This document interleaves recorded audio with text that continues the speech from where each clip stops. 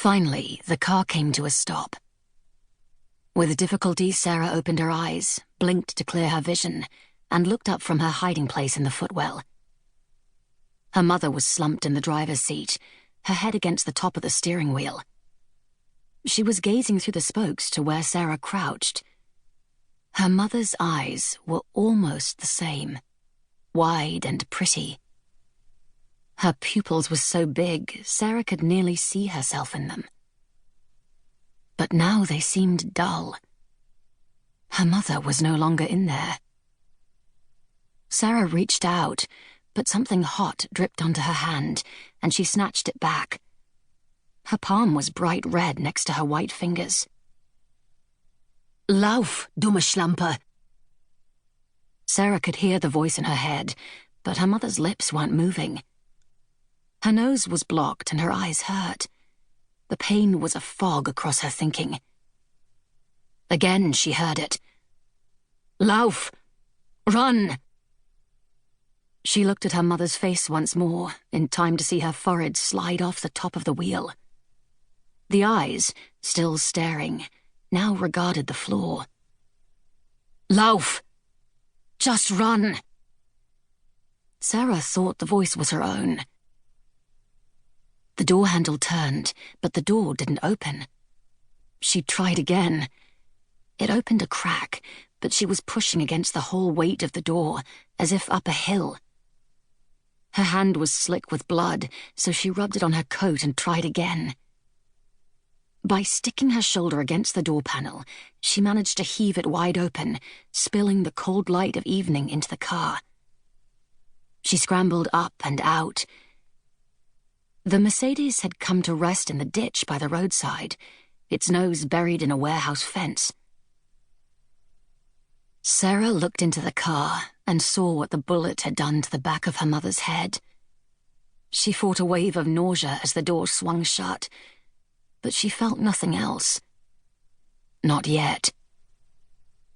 Her heart was beating fast and loud in her ears, the air stinging her nose. Her neck felt hot.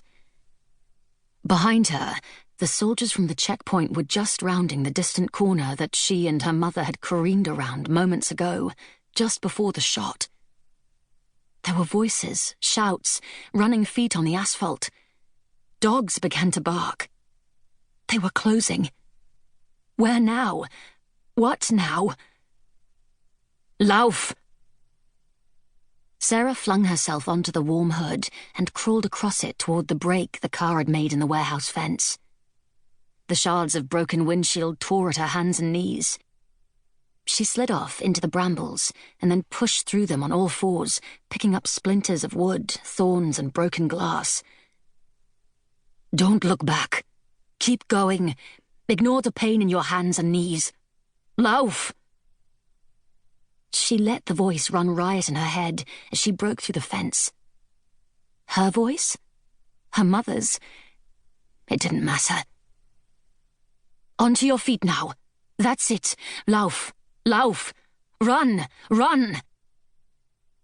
She sprinted into an alley between two old buildings, kicking up the sludge deposited by overflowing gutters. Looking up, she could see the rusting gutters hanging from the roof edges, the leaf litter that blocked the drains. About 2 meters high. Too high. Too precarious.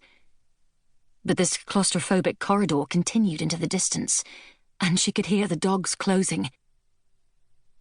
"Get up there, dumme Schlampe!" "Don't call me that." "Well, you're being one. What kind of a gymnast are you?" "A Jewish gymnast. Not permitted to compete." "You're a dead Jewish gymnast if you don't move. Are you hardy, pious, cheerful, free?" Sarah found herself laughing at the old saying. What would Jan, the father of gymnastics, think of a Jew, Deutschlands Unglück, Germany's misfortune, using his words as inspiration? So she put a skip into her step, ignoring the tightness in her calves, the pain in her neck, the chance of slipping, repeating, frisch, fromm, fröhlich, frei, hardy, pious, cheerful, free, with her eyes on the gutter all the way. She launched herself into the air, caught the troughs neatly on either side, and swung herself up and to the right, the metal creaking and complaining as she went. She hit the corrugated iron roof with a crash, slid for a second, and stopped just shy of the roof's edge. "Beat that, Trudy Mayer. I'll have your gold medal now, danke,"